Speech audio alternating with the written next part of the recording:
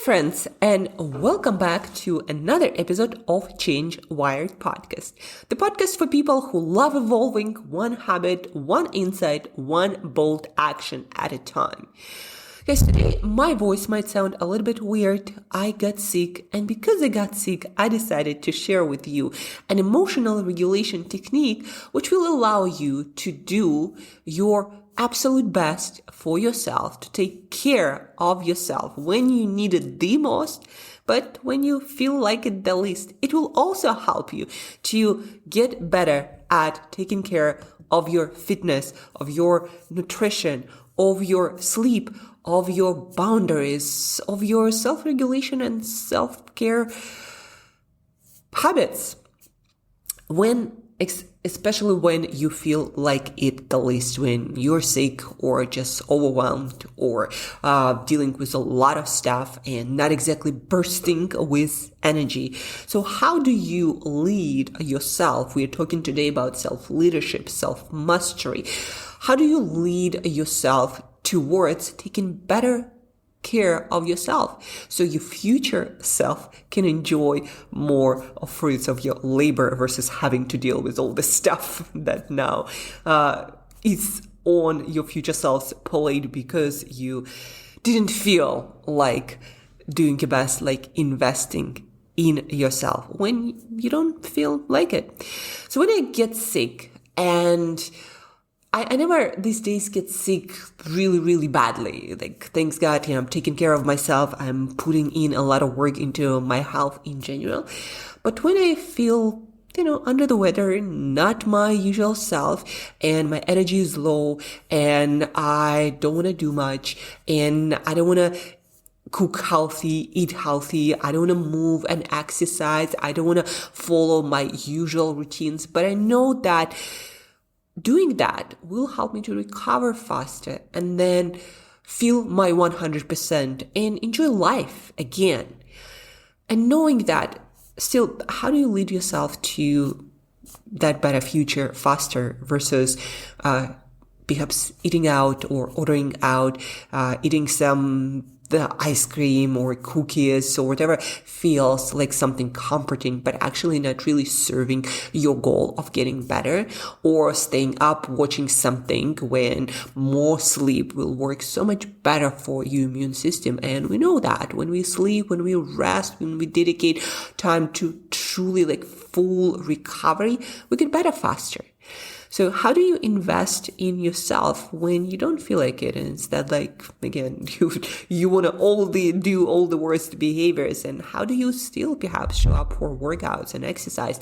Not full-blown workout, but just moving your body, which helps to activate your immune system, which helps to activate your lymphatic system, that system that takes the trash out of your system, which needs to be taken out when you have some viruses or some bacteria inside of you doing its nasty work. How do you keep yourself moving, taking care of yourself? So this is a script for a conversation that I would usually have with myself in a second or third person, which researchers on emotional regulation show is the most effective way to lead yourself to better action taking or better care of yourself, instead of just talking, I guess, in the first person, I.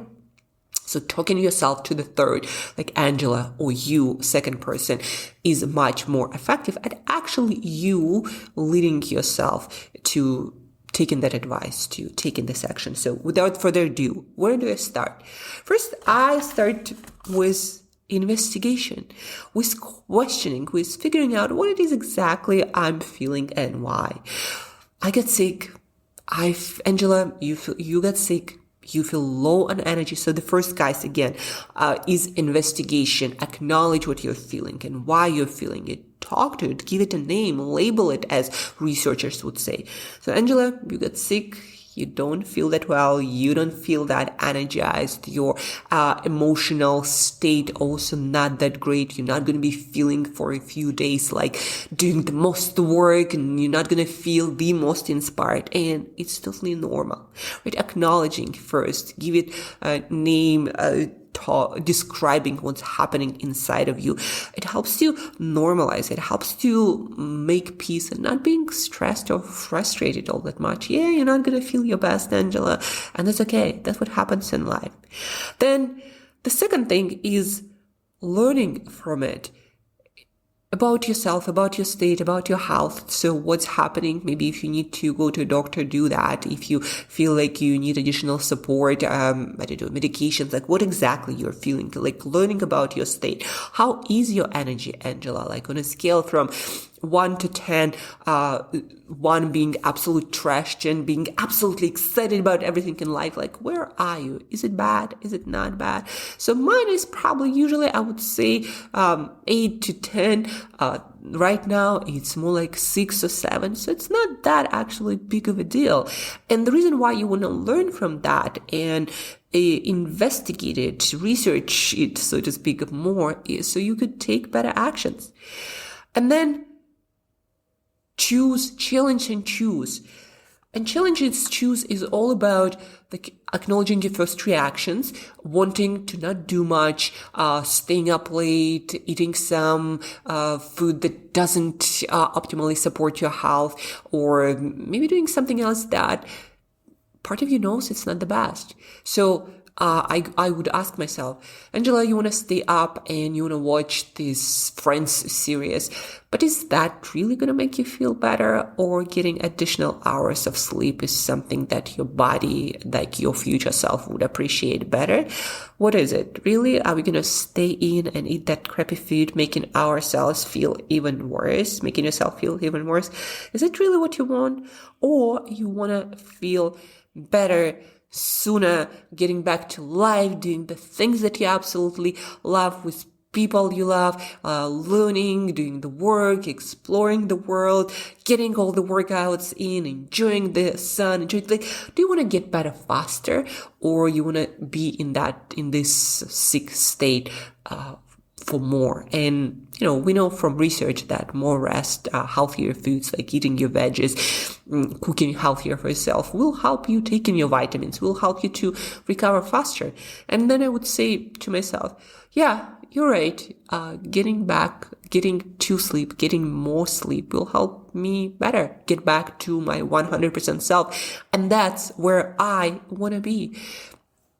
And then you take action. So what I did is I went to bed the night before last was 7:30, and I allowed myself to sleep as much as I needed. And obviously, if you go to bed at 7:30, it's not like you're gonna wake up at noon. So I still woke up 4:30, but I got this great rest and felt better, and I didn't feel like it was getting worse. I'm still under the weather, but it's getting somewhere. It's getting better. And when I wake up the next morning, I'm like, yes, I invested into the future, which is better, which is more aligned with where I want to be, with who I see myself being, and just allowed my future self to enjoy the day a lot more with all this additional extra sleep that I got, versus if I were to stay and watch some series like Friends and then wake up later and feeling